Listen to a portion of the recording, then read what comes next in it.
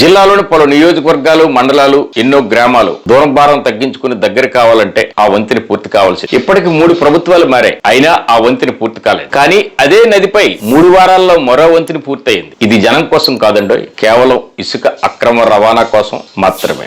జిల్లాలో పలు నియోజకవర్గాలు దూరం తగ్గించుకుని దగ్గర కావాలంటే ఆ వంతెన పూర్తి కావాల్సి. పలు నియోజకవర్గాలు, పలు మండలాలు, వందలాది గ్రామాలు సమీపం కావాలన్నా ఆ వంతెన వేగవంతంగా పూర్తి కావాలి. ఇప్పటికే 3 ప్రభుత్వాలు మారాయి, అయినా ఇప్పటికీ ఆ వంతెన అలాగే ఉంది. కానీ ఆ నదిపై నిర్మించిన ఓ వంతెన మాత్రం 3 వారాల్లో పూర్తయింది. అది జనం కోసం కాదండి, కేవలం ఇసుక రవాణా కోసం. ఇంతకీ ఇది ఎక్కడంటారా? శ్రీకాకుళం, నరసనపేట నియోజకవర్గాల మధ్య వంశధార నది మధ్యలో ఉంది. పోలాకి మండలం, వణితి మండలం, గార మండల కేంద్రం వరకు ఓ వంతెన నిర్మాణానికి దశాబ్దాల క్రితం ఓ ప్రతిపాదన వచ్చింది, శంకుస్థాపన జరిగింది, కొంతమేరకు పనులు కూడా జరిగాయి. కానీ వణితి మండలం గార బ్రిడ్జి ఇప్పటికీ పూర్తి కాలేదు. అక్కడికి సమీపంలోనే 3 కిలోమీటర్ల దూరంలో బోరవిల్లి, పోతయ్య వలస గ్రామాల మధ్య వంశధార నదిలో ఇసుక తవ్వకాల కోసం ఓ ప్రత్యేక వంతెన ఏర్పాటైంది. కేవలం 3 వారాల వ్యవధిలో మాత్రమే నదిలోకి సునాయాసంగా ప్రొక్లైనర్లు, కంటైనర్లు సులువుగా వెళ్లేందుకు ఈ వంతెన ఏర్పాటు చేసుకున్నారు. జనానికి అవసరమైన వంతెన పూర్తి చేయడానికి 3 ప్రభుత్వాలు